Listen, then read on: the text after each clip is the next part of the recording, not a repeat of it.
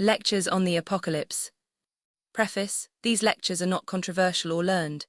They do not demand of the reader any acquaintance with the theories respecting the apocalypse which have prevailed in earlier times, or in later times, in England or elsewhere. If he has adopted any one of those theories, I trust my words may give him some help in testing it by the letter and the general purpose of the book from which it has been derived.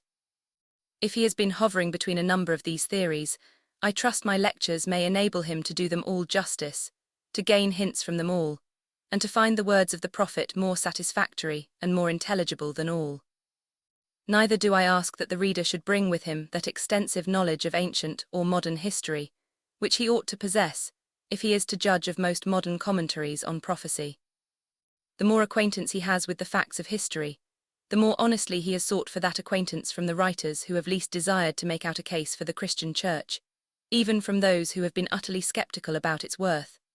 The more, I believe, will the revelations of St. John assist in explaining those facts, and in harmonizing his own thoughts respecting the government of God in the world. But my plan precludes me from the attempt to detect any minute parallels between particular sentences in the book and particular events that have happened, or that are hereafter to happen in one period or another. The principal historical allusions in these lectures are to the state of the Roman world during the years preceding the fall of Jerusalem. These I should like my reader to test by the histories of Tacitus, as he will, of course, turn to Josephus for the records of the crimes and calamities of the Jewish people.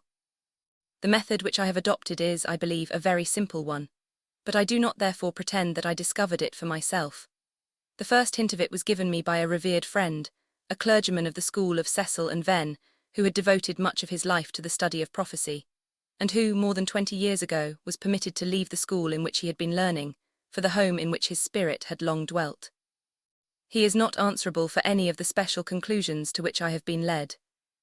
But I can never be thankful enough for having arrived, through his teaching, at the conviction that the words, "the kingdom of heaven is at hand," were used by the evangelists in the strictest sense, that the apostles were not wrong in believing that the end of an age was approaching, that they had no exaggerated anticipations respecting the age which was to succeed it, that if we accepted their statements simply, we should understand far better in what state we are living, what are our responsibilities, what are our sins, what we have a right to hope for.